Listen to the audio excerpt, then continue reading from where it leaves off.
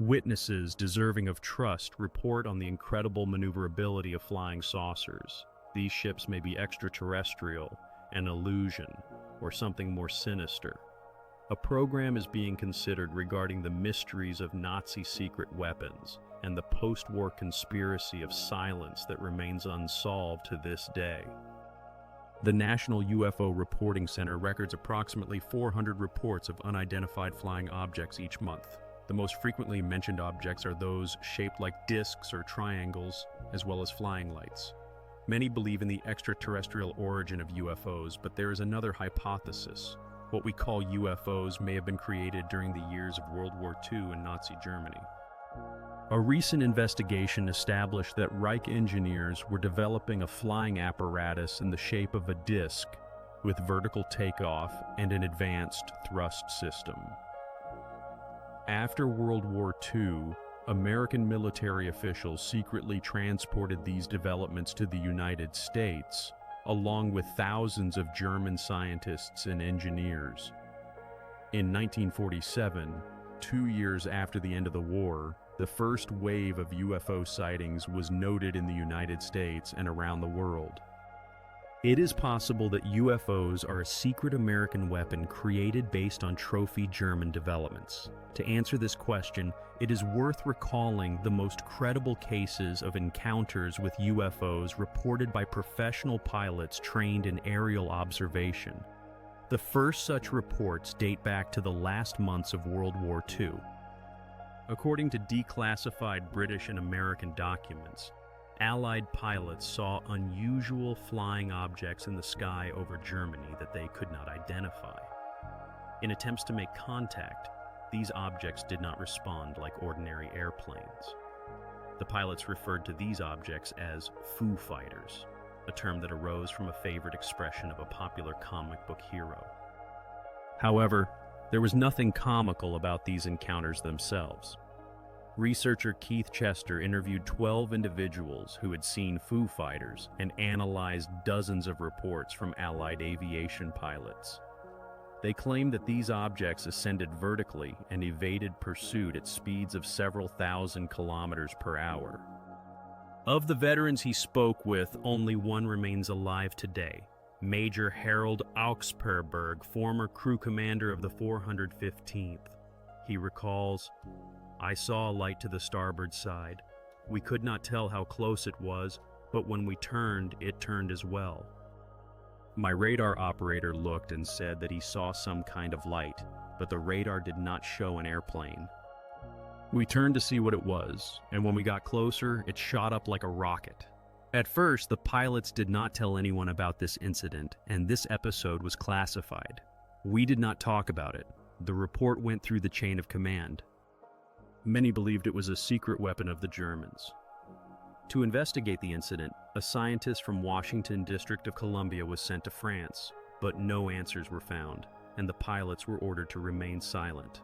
However, soon information leaked out, and major newspapers published reports about mysterious objects, such as fireballs chasing American bombers.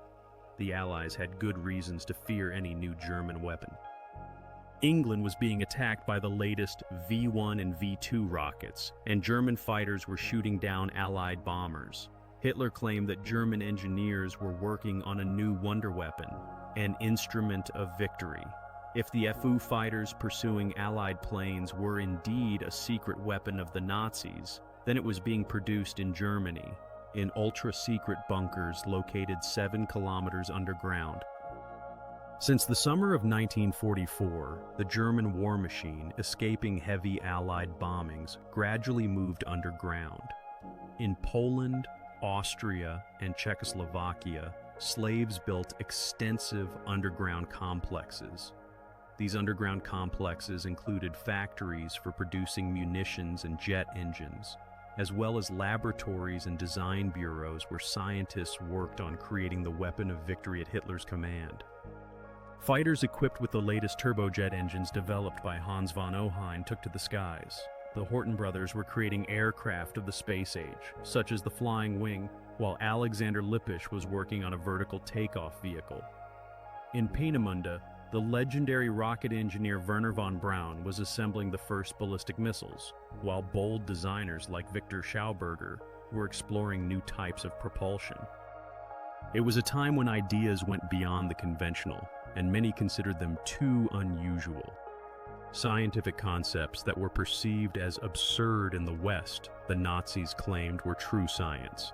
The operation was led by SS General Dr. Hans Kammler, who, as an engineer, improved the Oswenzima furnace, increasing its efficiency.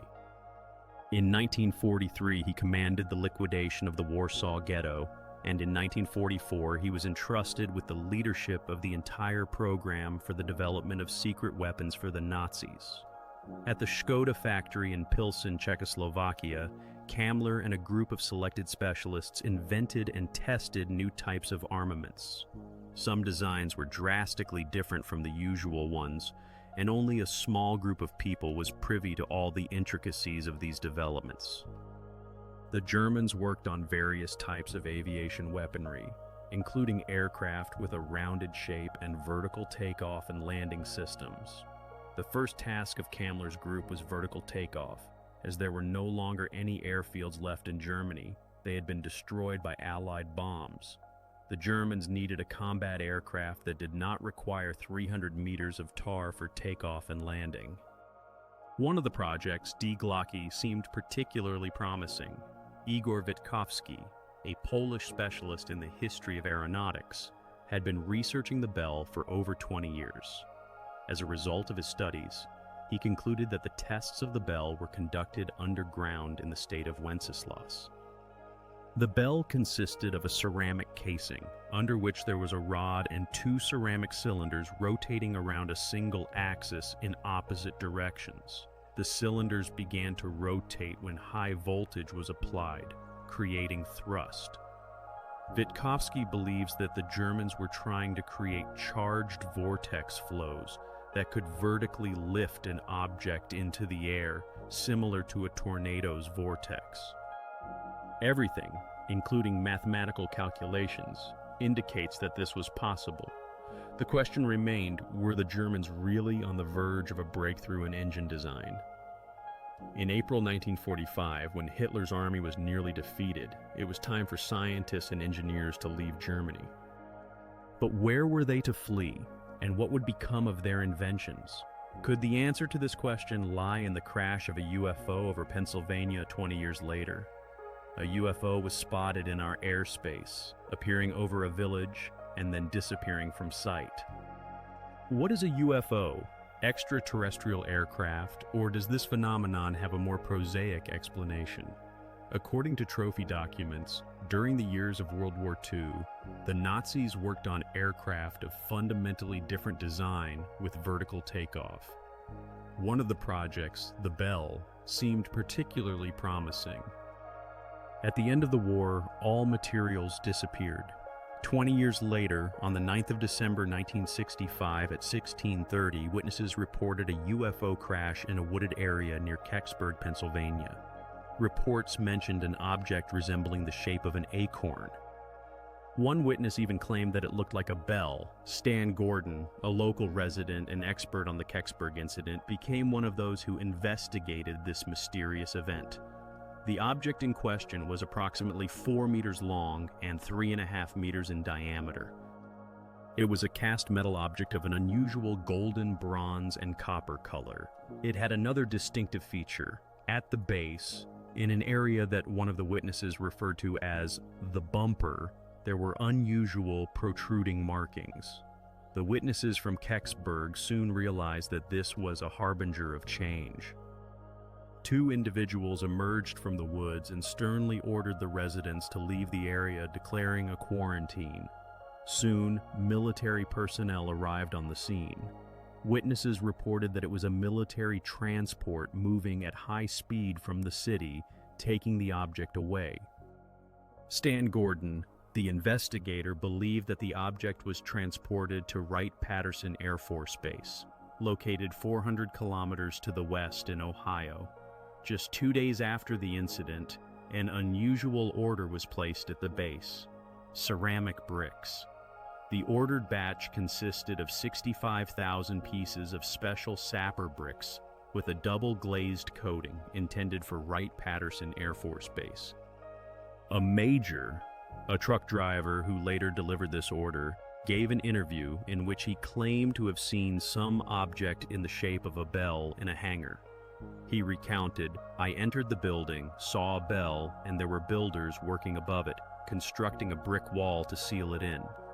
But why ceramic bricks? Ceramics are used for thermal and electrical insulation.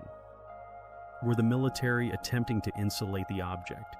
Perhaps its resemblance to the Nazi bell was not coincidental. According to some reports, the Kecksburg device was also encased in ceramic bricks." Igor Witkowski, a Polish journalist writing about aviation and space technology, claims that the Nazi bell was also encased in a ceramic shell. Witkowski believes that the bell was studied in Poland, in a mysterious structure known as the henge.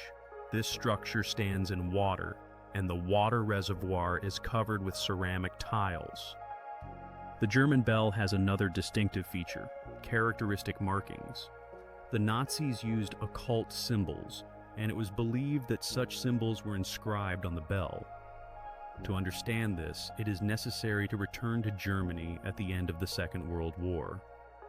In April 1945, Hitler ordered the execution of 62 scientists who were working on the Bell Project. The concentration camp prisoners who labored on the secret underground project were also executed. This mass murder was led by SS General Hans Kammler, who was responsible for Hitler's secret weapon projects. The entrances to the tunnels were blown up, and all the prisoners who knew about the production and its purposes were buried alive. With them, the mystery of this project was lost to oblivion.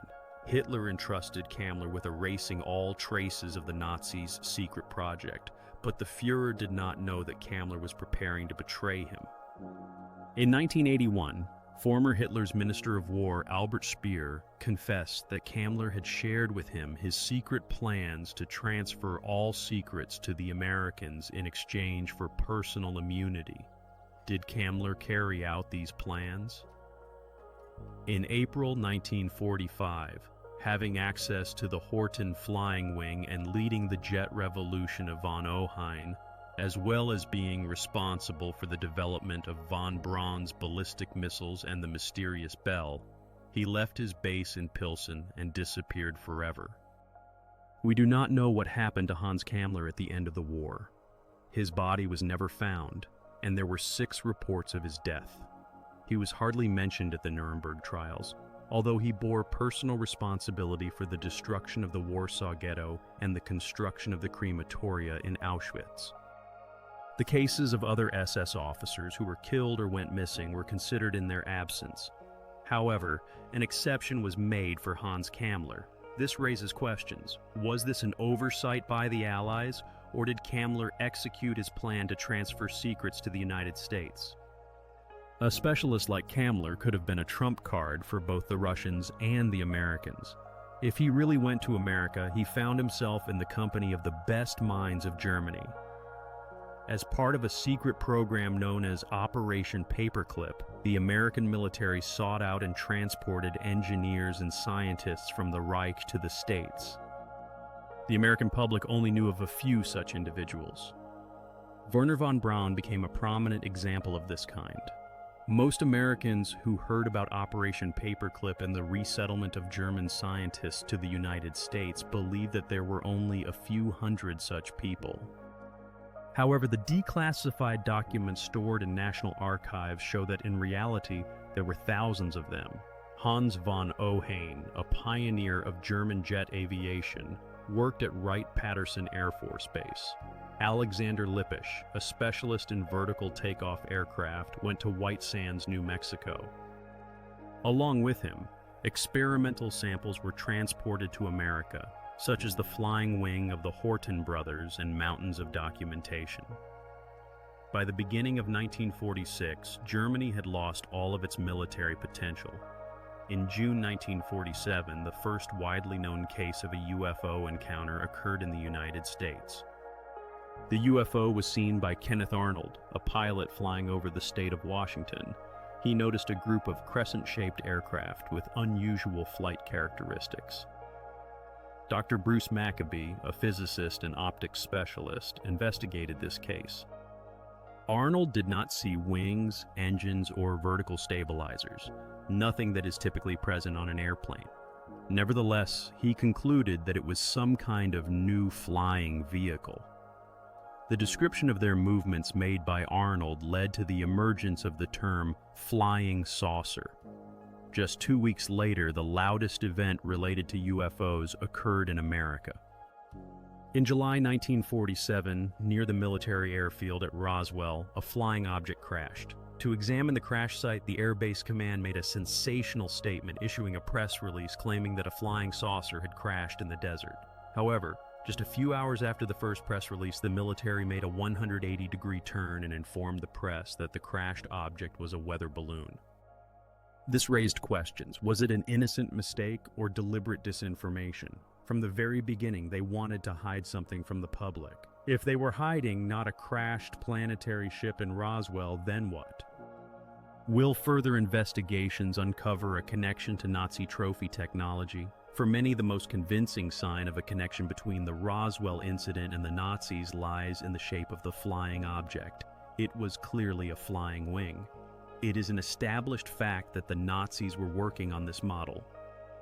The crash in Roswell occurred a flight distance away from White Sands, the air base where the Horton brothers' flying wing first took to the air.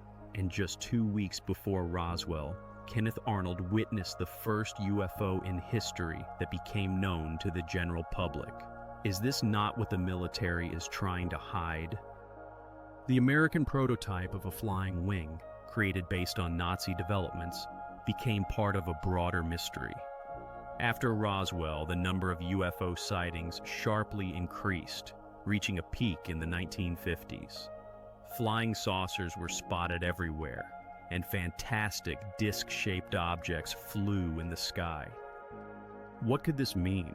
There were tens of thousands of sightings, and numerous documents indicated that in 1952 there was literally an aerial war over America. The public was convinced that an alien invasion had begun. Even President Truman spoke on the matter, asserting, "Such things happen all the time. I am talking about flying saucers." By the end of the 1950s, this idea was picked up and developed by pop culture. UFOs, or unidentified flying objects, are often described as flying saucers, messengers from space. In 1952, the American Air Force launched Project Blue Book, under which a special unit at Wright-Patterson Air Force Base began collecting reports of UFOs and assessing their credibility.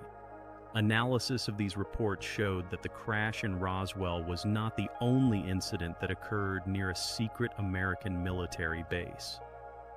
By the end of the 1950s, the topic of UFOs became popular in pop culture, and so-called hotspots were identified where UFOs were sighted. This occurred particularly often near ultra-secret military bases, where German scientists were sent after the war under Operation Paperclip. One such hotspot was Wright-Patterson Air Force Base. Early newspaper reports claimed that it was there that the object that crashed in Roswell was transported. This base housed the headquarters of Project Blue Book. In 1965, it was reported that the object was allegedly seen in one of the hangars, where after the war, some of the most prominent scientists from Nazi Germany worked.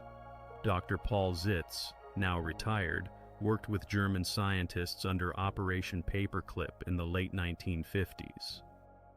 He recalls, "I worked with 7 people, and there were about 40 on Wright-Patterson Air Force Base. Being primarily loyal citizens of Germany, they wanted Germany to win, and I see nothing wrong with that. When they came here, they became loyal Americans. However, this loyalty did not extend to discussing Germany's most secret weapons development programs." Zitz also mentions that his boss, Dr. Wilhelm Nachtstedt, was aware of some of these radical theories of gravity and flying saucers, although he himself was not interested in the issue. Nevertheless, American military officials showed interest in these matters. According to declassified government documents from 1995, the United States Air Force spent $5 million on a top-secret program known as the Silver Bug Project. This project, which originated in the Canadian company Avro in Toronto, focused efforts on creating a new flying vehicle known as the Avro car. Bill Zook, a Canadian aviation historian, describes the Avro car as an experimental project initiated to explore the possibilities of a disc-shaped flying vehicle. According to the declassified documentation of the Silver Bug project, the Avro car could reach speeds of up to 3 Mach and achieve a flight altitude of 30 kilometers. It was equipped with a vertical takeoff system based on the Coanda effect, which was discovered by Henri Coanda in the 1930s. This effect generated lift through the airflow passing alongside a curved surface. The project was led by the talented British engineer John Frost, who openly acknowledged that he drew inspiration from German research during World War II. In 1953, he consulted with a German engineer who claimed that tests of a flying disc were conducted at a special testing ground near Prague. The acknowledgement that tests of the German flying saucer indeed took place was not the only connection between the Avro car and Nazi Germany. One of the leading consultants for the project was Alexander Lippisch, the project engineer for the V1, who worked alongside other German scientists on the vertical takeoff system. Frost worked diligently, studying the know-how of German scientists, and it seems he learned something from their developments that convinced him of the potential of the Avro car. This raises the question, could this be related to the top-secret NATO project named Repulsion? The device, created by Austrian engineer Victor Schauberger, bore a striking resemblance to Frost's Avro car, not only in appearance but also in its characteristics. Jörg Schauberger, the grandson of Victor and the owner of the original unpowered model of the Repulsion device, recalls that it was this device that brought fame to his grandfather. The Repulsion became one of the experiments in overcoming gravity using vacuum. It is important to note that Schauberger worked in the Mauthausen concentration camp, which adds context to his achievements. The design of the Repulsion, like that of the Avro car, utilized the Coanda effect. Jörg Schauberger shares memories of the first tests that astonished the entire team. One day, the device soared to the very ceiling of the workshop. Victor, observing this, suggested that the machine contained not just levitation, but true anti-gravity. However, in 1944, when Schauberger and his group achieved certain successes, the SS ordered him to head east. In one of his letters, he mentions that he must travel to Poland to a secret factory, and after that, there was no news from him for a long time. Poland became the place where work continued on the equipment, including the Bell project, yet another attempt by the Nazis to overcome gravity. The question of whether Schauberger participated in this work remains open. At the end of the war, the blueprints and models of Schauberger fell into the hands of the Allies. After the war, Victor claimed that the United States had stolen important items from him that were necessary for his work. All functioning models of Repulsion disappeared. A few years later, when the first wave of reports about flying saucers began in the United States, Schauberger was greatly surprised. He told journalists, "I made the first flying saucer. Perhaps I am the father of UFOs." This raises the question, could Victor Schauberger's models have helped the United States in creating flying saucers? If so, they did not assist John Frost, as the Silver Bug project did not yield outstanding results. During tests, the Aerocar took off vertically, but its capabilities were limited by low power. To lift off the ground, the thrust had to operate at full power, and then it could ascend to about 1 meter, moving at that height at a speed of 60 kilometers per hour.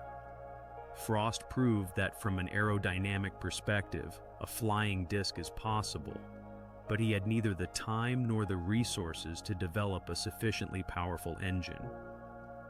In 1961, the Silver Bug project was closed. and all rights to the Aerocar were transferred to the Ministry of Defense. It seemed that the idea of flying saucers had been buried, but was that truly the case? Just 4 years later, in 1965, a bell-shaped object crashed in Kecksburg, Pennsylvania. Representatives of the military and government agencies of the United States immediately appeared at the crash site. One eyewitness claims that the object remarkably resembled the Nazi flying apparatus Bell. This raises questions. Did secret developments of trophy German technologies continue? And if so, is it possible that they remain secret to this day? Former journalist Bill Swidman, who specialized in aviation and investigated secret projects, claims that these projects are funded by Congress, but the Department of Defense does not acknowledge their existence. This means that the very fact of the program's existence is a secret, and its functions, goals, and objectives are not disclosed. If the Air Force continued to work on the flying saucer program, it could be hidden in the area of Groom Lake in the Nevada desert, known as Area 51. This territory, exceeding 5,000 square kilometers, is remote, uninhabited, and heavily guarded. The legendary Air Force testing ground for ultra-secret experimental aircraft. If you get too close to Area 51, you will see a warning sign ending with words printed in red: "Shoot to kill." By the most conservative estimates, the costs of secret programs related to Area 51 amount to around $45 billion a year. The secrecy surrounding this area and the strict restrictions imposed on personnel maintain a wall of silence. People who have worked on these programs experience serious fear, fearing that the disclosure of information could lead to long prison sentences. This fear keeps them silent. In 1975, work begins on the ultra-secret stealth program, a fighter jet invisible to enemy radar. The project is carried out in a secret facility at Wright-Patterson Air Force Base, where test flights are conducted at night. Even the base command did not know what was happening. The project remained secret for 13 years, until 1988, when the world first saw the incredible F-117. Then followed the most secret of all projects, the stealth bomber Northrop B-2. Jack Northrop had long been fascinated by the idea of a flying wing, understanding that the most effective way to reduce drag is to eliminate the tail and fuselage. The Germans demonstrated that this was possible in the design of the jet aircraft Horten H-9. Only one prototype remains, which never flew, and after its capture by the Americans, it was placed at Wright-Patterson Air Force Base. When the B-2 bomber was first unveiled to the public in 1988, it bore a striking resemblance to the German H-9, the flying wing, as well as the famous UFO that Kenneth Arnold spoke about. Perhaps all of this was part of a design process that stretched over 50 years and produced an aircraft that the uninitiated could easily mistake for a UFO. One thing remains clear. If this experimental aircraft is seen by someone, or if it crashes, it is necessary to immediately misinform the public. For this, it was essential to tell people that they had seen not a top-secret military plane, but alien spacecraft. The leadership of the armed forces deliberately manipulates the UFO myth to provide cover for the secret programs they have been working on.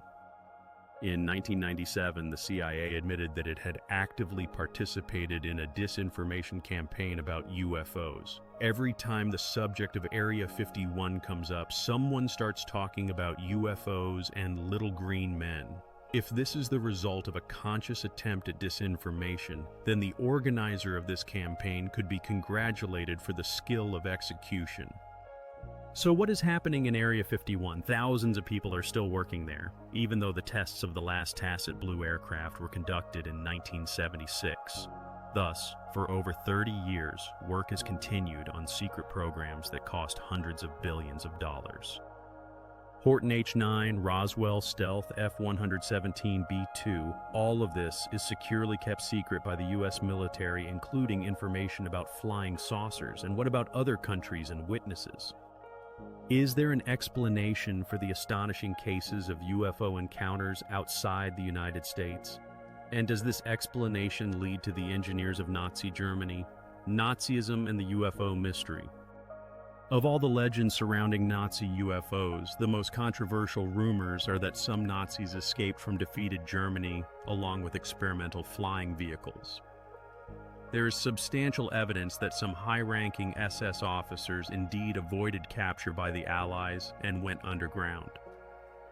In the far south of Latin America, in Argentina, Uruguay, and Paraguay, there are vast German enclaves. One of those who disappeared without a trace was General Hans Kammler, the head of the secret German program for developing new weapons. If anyone knew the truth about flying saucer technology, it was him. On the 17th of April 1945, Kammler sent his last telegram, in which he rejected the request of SS Chief Heinrich Himmler for a Junkers truck. Why did Himmler need a truck? This question raises a multitude of speculations. Some experts suggest that the truck could have been a code name for the six-engine Junkers 390, an aircraft capable of flying 10,000 miles without refueling.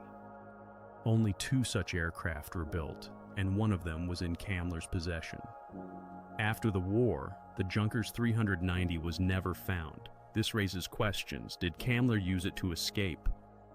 If so, where could he have fled to, and what did he take with him?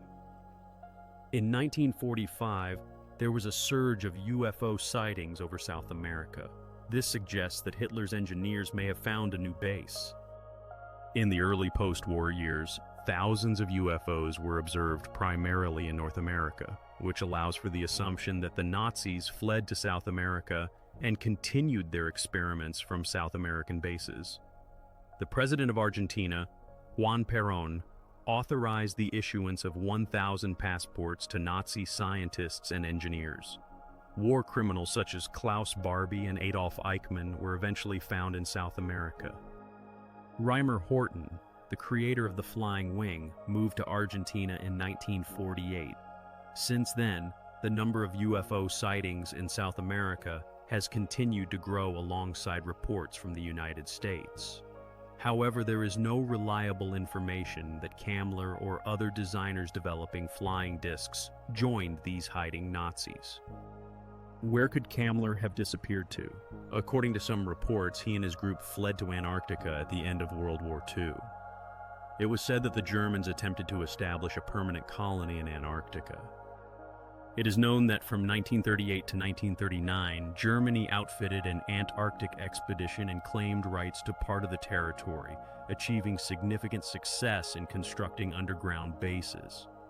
This Antarctic version is supported by the actions of the American military fleet in 1946, just 1 year after the end of the war and a year before the crash in Roswell.